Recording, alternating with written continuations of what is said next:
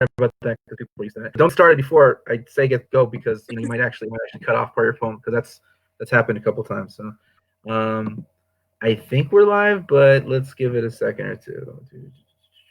We are live. Okay. We're joined this hour by Mercedes Houltry. Mercedes Houltry is a poet of some great renown in travel. Please bless us with a poem, and then we'll get into our conversation. Awesome. Cool. Hi.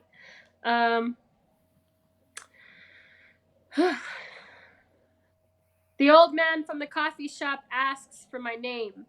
I write Mercedes Houltry on a piece of paper. He stares at it. Houltry, huh? If you're Chicana, how did you end up with the German last name? Ah, you must be a coyote, a child of mixed blood. What he means to assume is you must be a bastard, a mutt, mongrel, vagabond, impure, complicated, messy, messed up, a monstrosity. You're one of those people, huh? Your parents are two opposite flavors and swirly fucked you into existence. You're all Spanish accent and light skin, all long dark hair and freckles, too ghetto for AP placement, not brown enough to be called Mexican. You were that kid, I bet. Always having to prove your split tongue, always having to hear whispers about the skin you're in, the assumptions about where your blood comes from.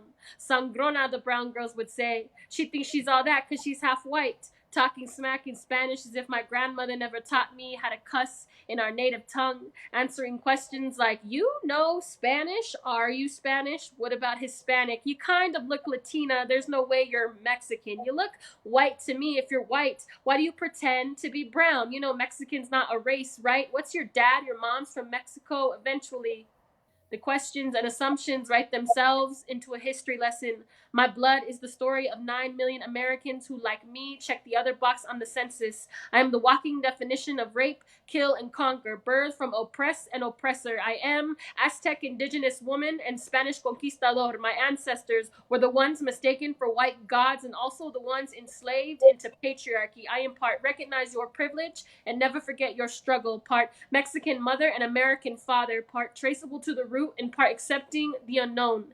In the 17th century, the system of castas was based on the accepted knowledge that the character and quality of people varied according to your birth, race, color, and origin of ethnic types, and soon every name they call you only places you back on a list of social stratification: mestizo, castizo, Spaniard, mulatto, morisco, albino, torne atrás, lobo, cambucho, albanzaro, parcino, coyote, chamizo, coyote, mestizo, ahí de estas. They all translate to mixed blood, blood that is not pure. You are not pure, the old man tells me with his face.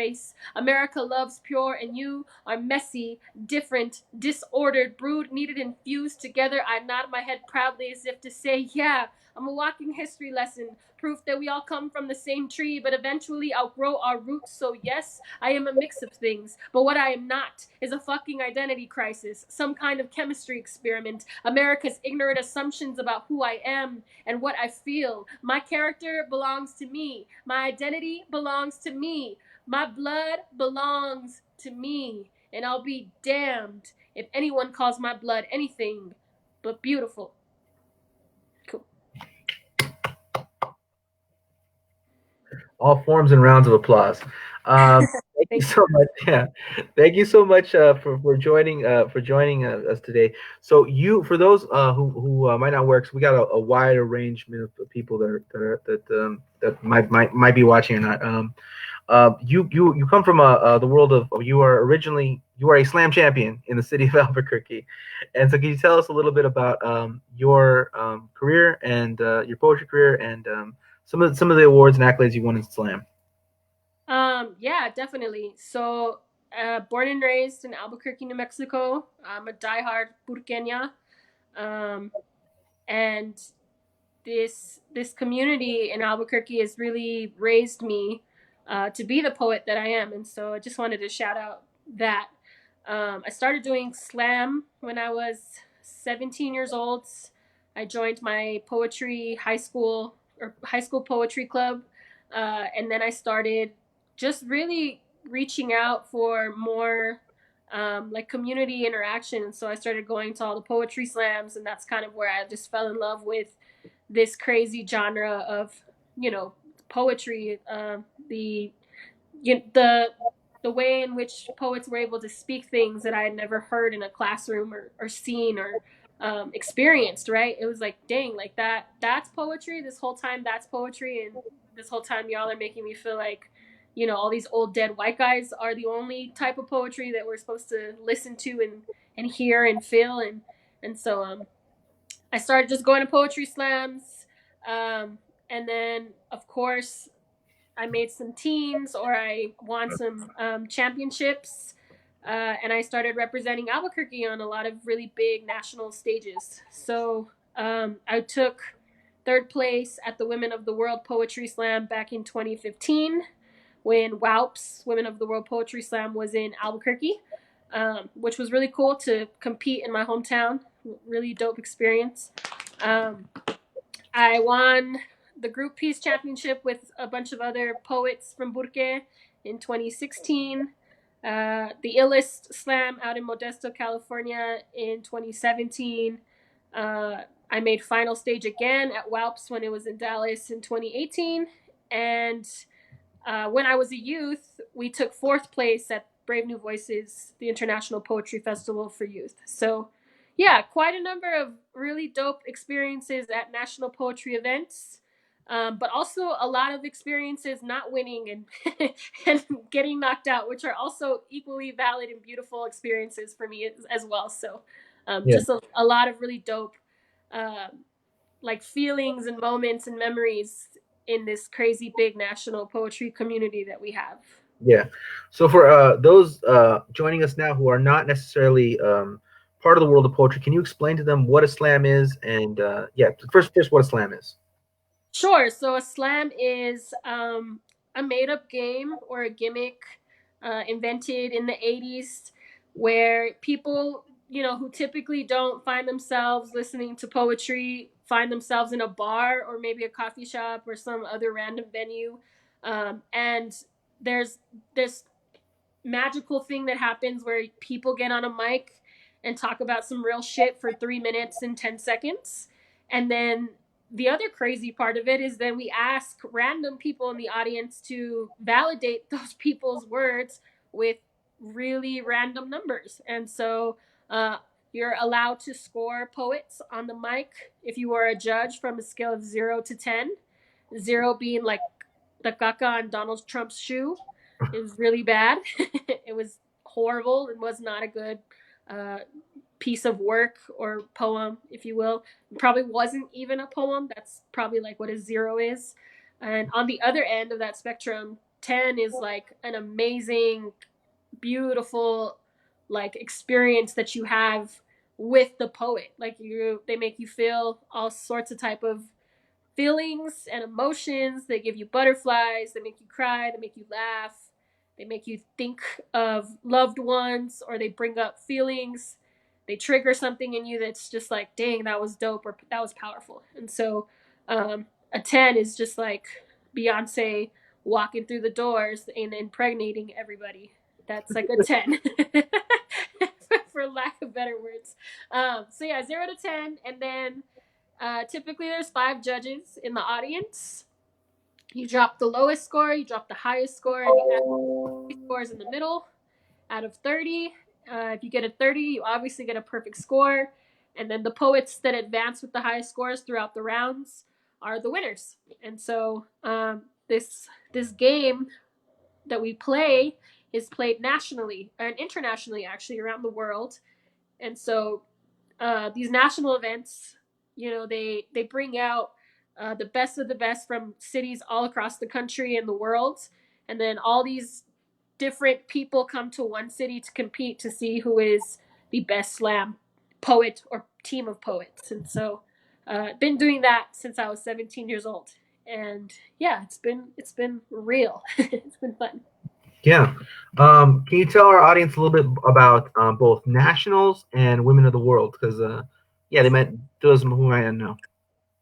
So yeah, Women of the World is designed and designated for women and non-binary, self-identified women poets, and so poets who have a narrative that is not like a part of this male dominant narrative that we're constantly getting, in media, in news, in your everyday life, right? So it's a space for all of those identities to feel safe talking about the things that are really important to women, right? And so it became necessary because, of course, at one point, like all good things, it was really male dominant in slam, right? Males typically won more, men typically won more, and so women decided like, we need a space for us to compete, to really just honor each other, and so WALPs became a thing.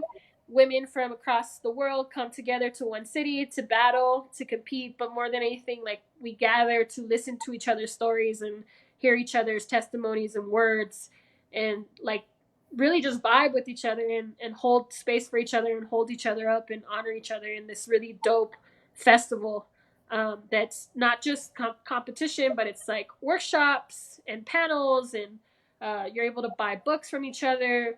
You're able to do like late night events with each other. It's this really just cool, amazing event that happens every year. And so WAUPS was my first year competing as a competitor representing Albuquerque, was 2015, and we just so happened to be hosting WAUPS in Albuquerque.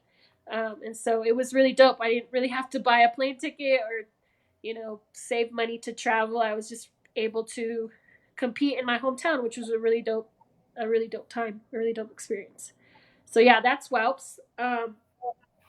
Nationals is the exact, well, not the exact same thing. It's the exact same concept, except it's you're competing as a team. So it's you and four other of your city's best spoken word artists or poets. You write together, perform, rehearse all summer, doing these really cool performances called group pieces. So kind of what I just did was like, a poem obviously performed by an individual. A group piece would be like four of us performing that poem at the same time, alternating lines or saying lines together. And so poets come up with these really amazing, creative ways of telling a story collaboratively. And then they're scored in the exact same way, 0 to 10, right? By all these different judges. And the team that advances throughout the competition is crowned the best slam team in the world. And so Right. that's nationals. And at nationals, I don't know when they added it, but in nationals they have, addition to that, they have the group team. They have the group poem competition at Nats, right? Right. So when so there's, obviously there's the big crown, like you're going for the best slam team in the world. But for the teams that don't make it to semifinals, but they had really amazing group work, or group work that stood out the most, they're allowed to compete in a sub competition called Group Peace Championship. And so that's really designed for teams that are really heavy on collaborating and performing and competing together. So in a national event, you can throw up group pieces, but you're also allowed to throw up individual poets. And so sometimes teams will throw up, four poets individually who are really strong, and they'll score really well and they'll advance to finals based on those individual poets, right? But some teams are very heavy in group writing. So those teams that don't make it to the semifinals are allowed to compete in a sub competition to basically showcase their group work, or the group pieces that they've had all summer. So we were able to score that or win that in 2016 when nationals was in Atlanta, Georgia, or Decatur, Georgia, I should say. So Well, congratulations on that victory. So can you share with us another poem? sure, sure. Um, Yeah, I'm trying to think of one that I have kind of in the back of my head. I would share new work, but my computer is not loading. So you get the old poems if you've heard me before, and if you haven't heard me before, well, here you go. Here's a poem. Dear Donald Trump, so you call Mexican people drug dealers, rapists, and criminals, and the media loses its shit. Say you want to build a wall. Want to enhance the border and make Mexico pay for it because esque your business skills are just that good. Your campaign slogan, "Let's make America great again," with the words by kicking out all the brown people disguised and attached to the end of that statement, aka "Let's keep America American, let's keep America white, let's keep America inclusive," by excluding people who were here before you. What I want to know is who the fuck taught you history, Donald? Because it seems as if you forgot. Ooh, I'm forgetting this poem. Seems as if you forgot that the southwest border, the frontera, the soil I soak my sweat in, the land I call home, once belonged to Aztecas, Mexica warriors, indigenous peoples who were then enslaved, raped, and murdered by white men who kind of look like you.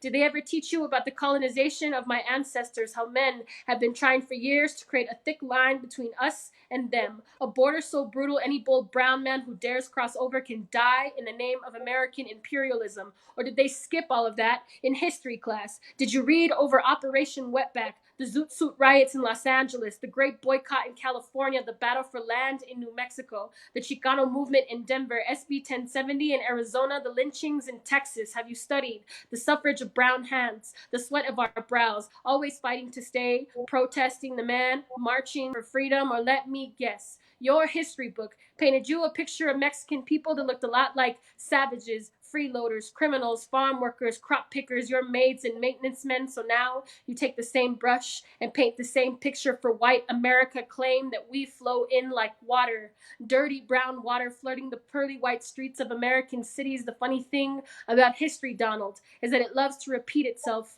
and you are nothing new. With your racist generalizations and assumptions, you are not the first to label us bandits and mongrels in our own home. The media has been portraying us this way for years. The history books spew forth your ignorance. We have been kept out of America long before your pathetic excuse of a campaign suggested building a wall. You just called out an empire much bigger than your own. Just remember, Mr. Trump, that the flood is coming now more than ever, and we, us wetbacks, are in fact the river. And the river is ancient, and the river runs deep, and the river will take no prisoners. So keep telling them you're going to build a wall, Mr. Businessman, and watch how Latinos from Cali to Colorado to Chicago to New York, when we come together with our fists raised high, you will finally learn your history. This land is ours for the keeping, and we ain't going nowhere. We're here to stay. Cool. All right. My bad for fucking that up a little bit, but Ah, let's nah, do nah, it.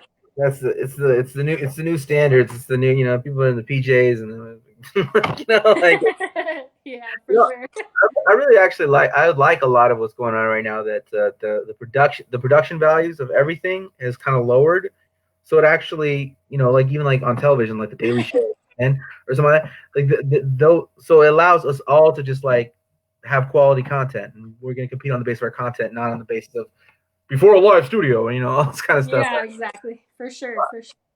Kind of feels equalizing, so I like it. And I like your poem. I like your poem a lot. A lot of people like that poem, actually. A lot of people like both those poems. A lot of people watch those poems on various avenues of social media, be it YouTube, Facebook, et cetera, et cetera. Um, those poems both gone viral, have they not? Yes, they As they have. said, yeah. Yeah. So for our audience, tell us what it means to go viral. What it means for a poem to go viral. Um, mm, I mean, I think for me personally, to go viral just means that, um, I guess the amount of views is just way more than you would ever expect people to really like see your poem or see your video. So something over 50,000 views I think is viral, but I'm sure people who have gone like millions of views are like, no, that's not viral, this is viral. So for a little burqueña like me, you reach above that amount of views and it becomes real. You're like, yo, that's a lot of views. So yeah, to have that video be shared so many times, both on YouTube and Facebook and Twitter and Tumblr and Instagram, wherever, is really amazing. That and especially when like people from, I think another definition of viral is when like people from other parts of the world, other parts in the country are messaging you like, wow, your work has really inspired me in these ways. And also death threats from around the world as well. Like, wow, that poem was fucking shitty and how dare you talk to white people like that and blah blah blah blah, which I've also received my fair share of death threats. So for me, yeah, I would say going viral is you're kind of causing a ruckus. You're making waves with your poem, with your sound, with your voice, and people are responding to it and reacting to it, and it's being shared, and there's conversation around it. So yeah, um, I would say that's pretty viral. Yeah, definitely, definitely, definitely. Would you say that? No, I definitely agree with that. Would you say that? How does it feel to have gone? I mean, what's the feeling like to have have a viral presence like that Um, on a personal level? I love the attention. I'm such a ham when it comes to that shit, but it could get a little creepy sometimes or weird or again scary when you get these messages of like, I'm gonna find out where you live and I'm gonna kill your family, and that's a little weird. That's definitely, I don't prefer that. And also like having sometimes, obviously you're not gonna agree with everyone. You're not, sometimes there are poems that you just don't like or you don't agree with, or you're just like, no, that was not a poem for me, or that message was not for me. And so the comments, don't read the comments. If you ever do go viral, you will drive yourself into a hole of like self-loathing, a hole of like, why do people hate me? So don't do that. And then, but also like read the comments or choose the comments that make you feel good about your work. So like I love seeing people respond to it in such a beautiful and positive way. Um, the first poem I did, My Blood is Beautiful, a lot of people reached out to me saying that they really connected with my message because, they grew up in kind of a similar situation of being mixed race or being, half and half or being, a pocha or chicana or, whatever the case was. So a lot of people like reached out and were like, yo, I really like felt your words. They really resonated with me. And that's a beautiful feeling to know you're connecting with a lot of different, like you're not alone in your message, that other people are experiencing the exact same thing you are. And I think that's like healing and therapeutic. And I would say that's a really beautiful and positive aspect of going viral, is that your words are able to touch a lot of different, a lot of different souls, a lot of different spirits in a really cool way that probably wouldn't happen if we didn't have technology. So I'm thankful for that. Very thankful that I've shared some dope moments over, Facebook or Instagram and stuff via messaging and talking to people, like real people that are like, yo, that was just like, that's me too. And like getting validation in that way, I think is amazing too. So yeah, there's a flip side to it, but I think it's an overall cool, dope experience. Yeah, Especially when like, you know, uh the Donald Trump poem, the Huffington Post shared it, and that was like a cool ass moment because I'm always reading the Huffington Post. So when Latino Huffington Post shared it, I was like, "Yo, that's like a goal. Like that was a bucket list thing. Like to make the Huff Post was pretty damn cool." So yeah. No, congratulations, congratulations, absolutely.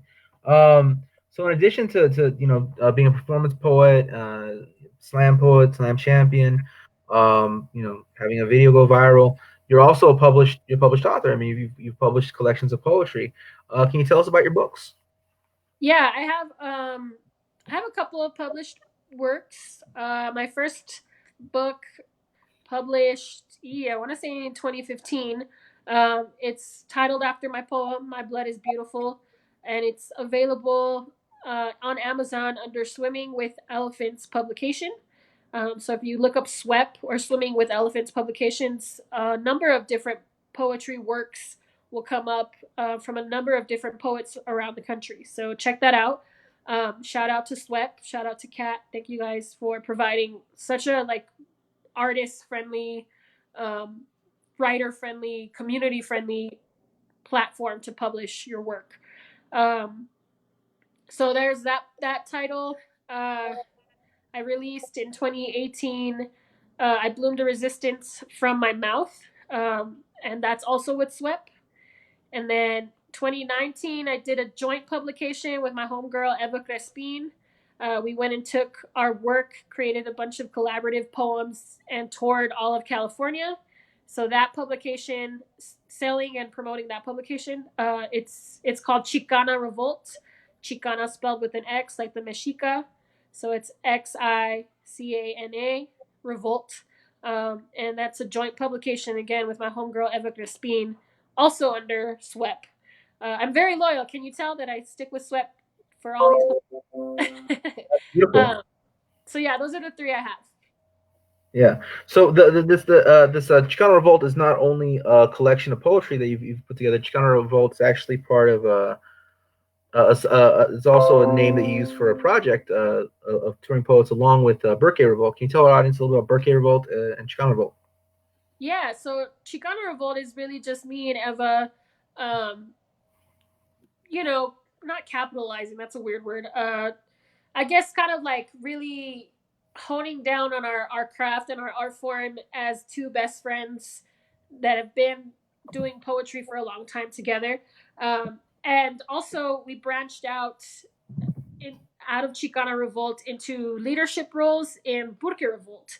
And so, Burke Revolt is a nonprofit that we spearheaded and co-founded together along with other community members in Albuquerque, so that we can create the many different spaces that we're lacking in our community for people to feel safe and brave and comfortable and to just be themselves.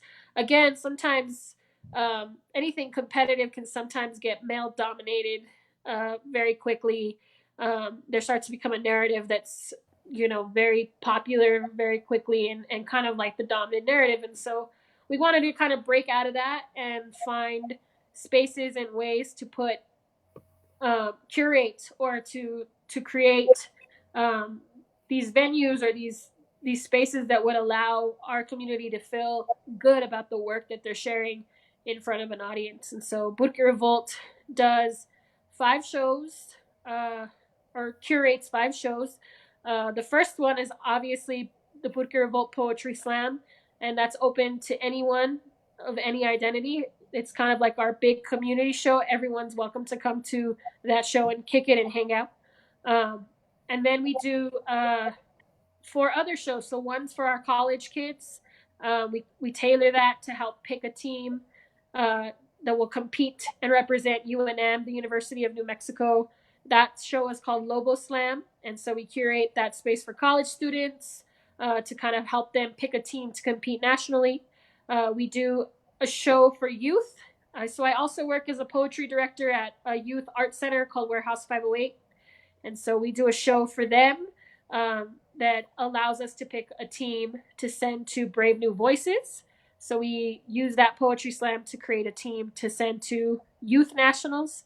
And then we have Respira, which is our queer, trans, two spirited POC poetry slam and open mic, which is ran by Eva Crespin and her partner Brandy Montano.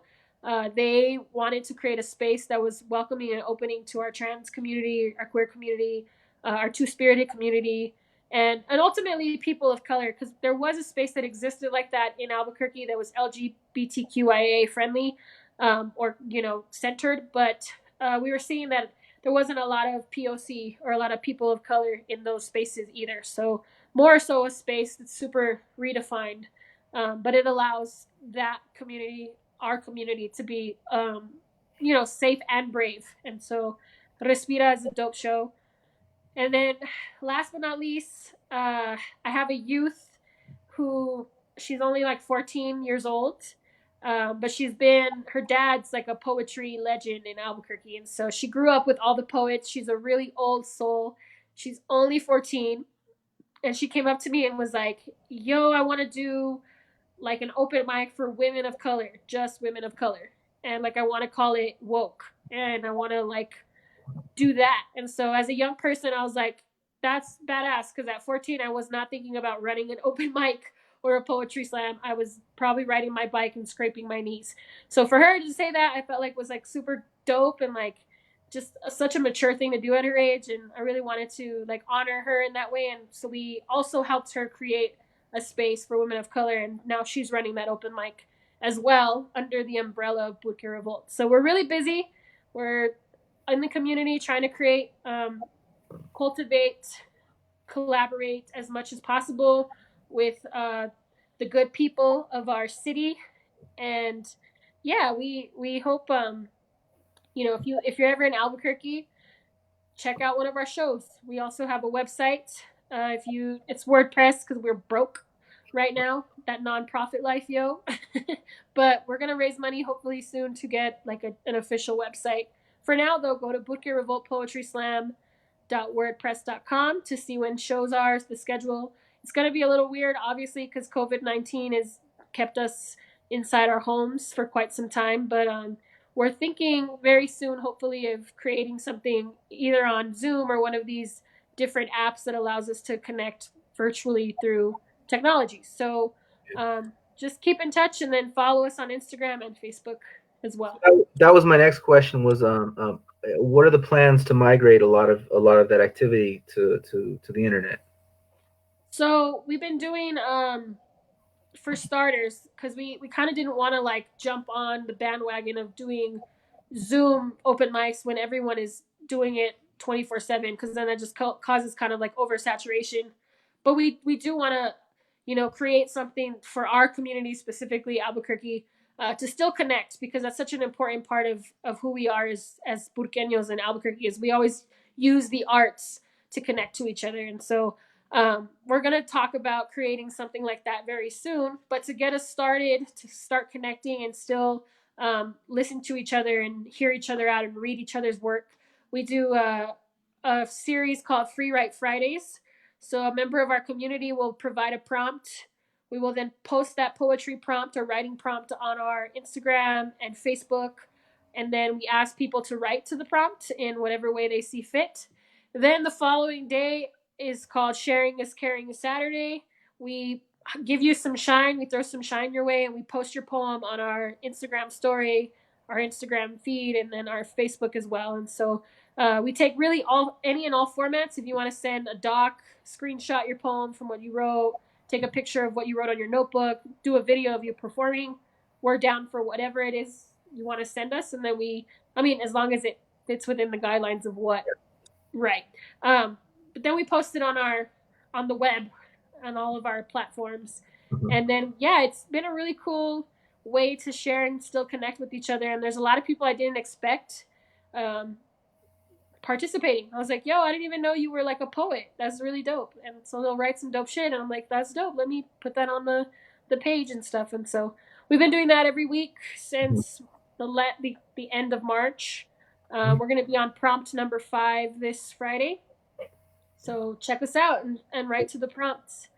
It is National Poetry Month, so take advantage of the free writing prompts.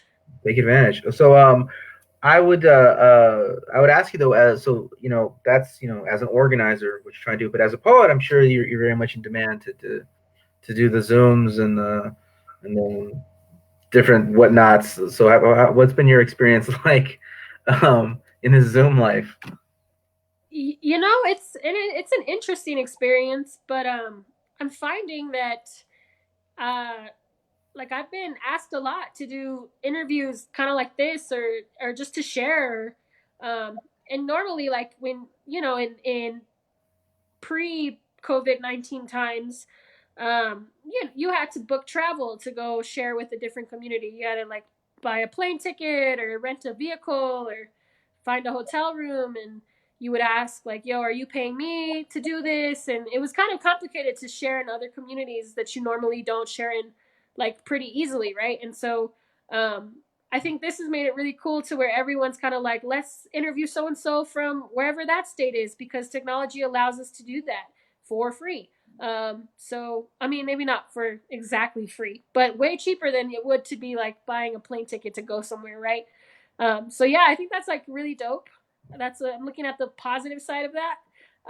The negative side is that yeah, sometimes you don't get paid to read poetry online, which is not like horrible, because it is what it is. But it's also like, as an artist who thrives solely on your art, and I'm speaking for all artists, it's hard when all those gigs get canceled.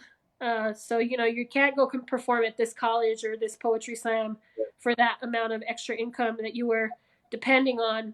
And so that's also been really shitty too, is coming up with ways to make up the extra income. It's all about being creative though and positive, and so I enjoy actually connecting, regardless of whether these things are paid or not, because I think it's important, especially in these times, for us to come together and to create, just material or things for people to be inspired by. And so, Yeah. yeah, I think it's been an interesting experience. Um, I've done a couple of these. I have one on Thursday with, the Blah Poetry Spot from San Antonio. I'll be going live on Zoom at 7:30 Mountain Time. I think it's 6:30 Central. No, I get that wrong. 7:30 their time, 6:30 Albuquerque time or Mountain Time. But it's on my Instagram, so check that out. It's Yeah. poeta underscore Cedes, and you can tune into that. Um, yeah, and then I did one with, Michael Jaso. I call him Hustle, from California, Visalia, California, with the Loudmouth Poetry Jam. And so we did that. I think I did that like a week ago. That was a really cool interview, really fun interview on Instagram Live. And then I did one for fun with my homie Merlin Hepworth in Phoenix, the week prior to that week. And we're just homies, so we were like, we're just gonna hop on and talk shit and like, read poetry to each other. And if people want to tune in, people can tune in. And Yeah. so that was really fun to do too. So it's been fun to connect to all these different communities in this really cool way. Yeah. Have you pulled one of these yet? Because I've been doing these, and I started like becoming my own like music video director. I'm like, like getting the camera moving back and forth, keeping it kind of interesting and doing the poem. Have you done that yet? Oh, hilarious. No. No. Yeah. I'm like, oh my god, I'm doing this. I'm like my own music video director. I'm like, You're ah. like the lighting. I just care It's like about lighting. That's all I care the about. Like, lighting. Yeah. you saw me fucking with the phone for like 10 minutes before we started because I was trying to Yeah. find the right angle, the right light, the right. I'm like, don't put the camera this way because then you're Yeah. gonna see my quarantine double chin. Like, do it this way so that like I look Yeah. skinny. Yeah. No, Jesus, I'm having terrible with the lighting. If I had a quarantine name, it'd be Casper. If I keep watching myself out, look like lights bouncing off the wall. Oh my god, it's horrible. Now's a good time to invest in those, those lights that clip the phone in, and they're like little stands for your phone to record. All the kids are using them for TikTok. Good Okay. time to good time to invest into that because we don't know how long this shit's gonna last. So Yeah. Yeah. So those that's the kind of questions I wanted the hard hitting questions, whether or not you've done this and what we're doing with our cameras. So back to Swimming with Elephants. It's a great press. I've heard a lot of it from Helen. Helen. Oh god, I'm terrible. I'm losing names now. The former poet Jessica, laureate of Albuquerque. Jessica Lopez. Helen Lopez, Jessica yes. Helen Lopez. Jessica Helen Lopez. She was mentioning the press. You're mentioning the press. A lot of people in Albuquerque really swear by this press. Tell what makes Swimming with Elephants so great. Um, well, Kat is awesome. She's the one who is the creator of SWEP. She used to be a former teacher at Rio Rancho High School, and they fired her because she didn't censor her kids when writing poetry. So, kind of a badass, was like, "Fire me! I don't care. I'm not going to tell my kids not to write what they need to write." And so after that, I feel like that's kind of like when SWEP was created.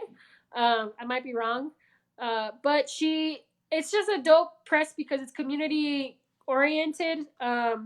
It's not like really prestigious in a lot of these like weird ways where like sometimes you submit a manuscript to someone and they reject you or they're like, no, we don't have room for publishing that right now or whatever.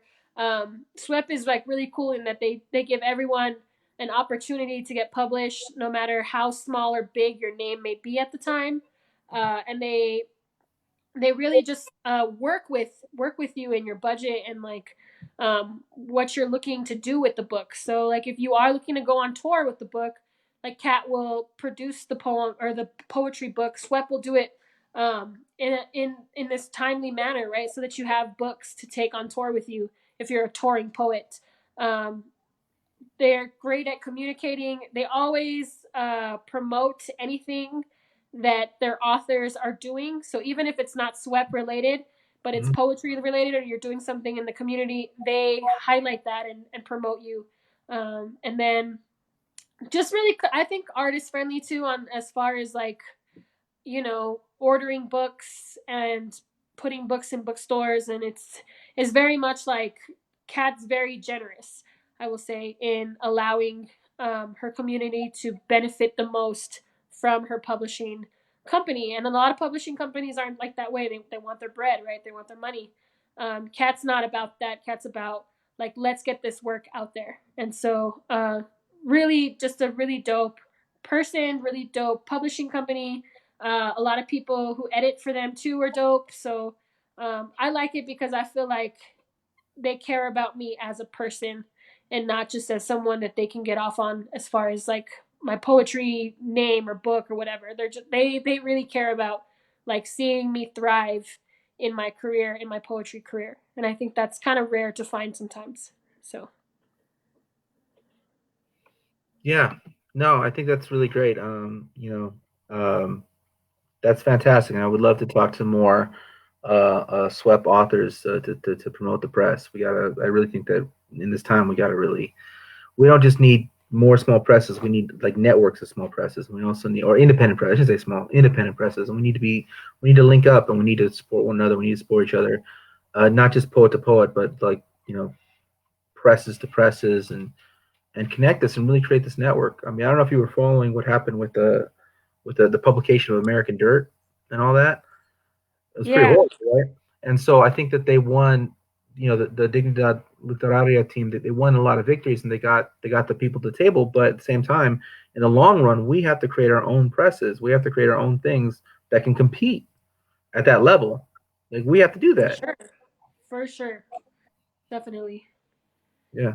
And so by helping promote each other, that's the way to go. I really believe that. So is there your book? One more time. What was your book again? Your three books. The first title is My Blood is Beautiful. The second title is I Bloomed a Resistance from My Mouth. And the last is Chicana Revolt. And Chicana is spelled with an X. So, Love it. I love it. Okay. Do you want to share a final poem and then some words of encouragement in these trying times?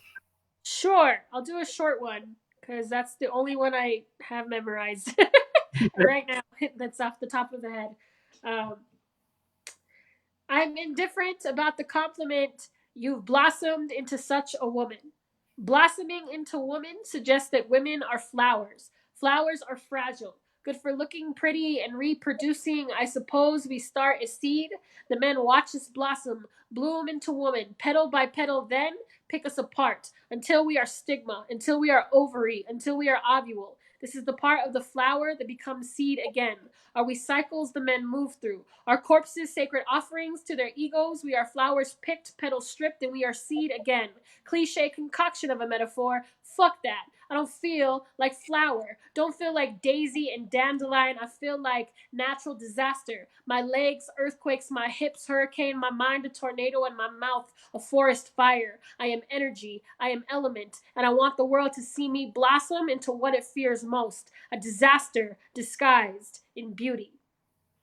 Theme.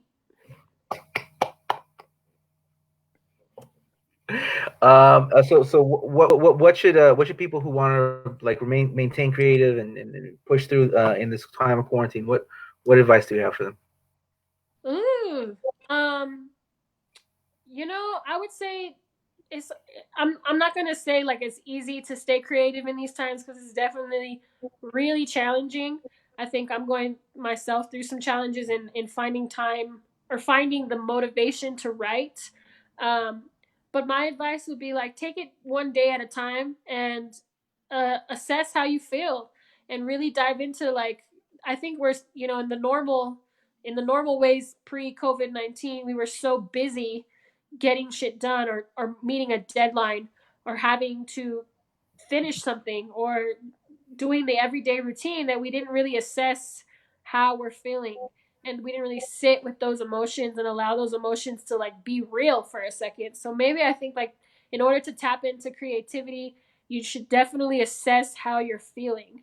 And that I think is the true proven path to find yourself creating really dope art in these really weird and uncertain times. And so I would say definitely just tap into those emotions, assess how you're feeling. If you're not feeling like doing shit, then don't do shit, right? If you're like, yo, I feel cooped up and stuck inside, go take a walk. If you feel like hopeless, maybe write some words that are synonyms for hopelessness and then maybe try to create something from there. I don't know. I think there's plenty of ways in which we just have to kind of sit with those emotions and deal with them and figure out where we go moment to moment, hour to hour, day to day, week to week. Because we obviously really don't know what's going to happen next. And I think that's scary, but that's also equally exciting to be able to just kind of have to be on your toes. And so, yeah, just assess how you're feeling, ride the wave, do what makes you feel good too. Take a bubble bath, eat a fucking cookie. I don't know. Yeah. For pet a dog, I don't know.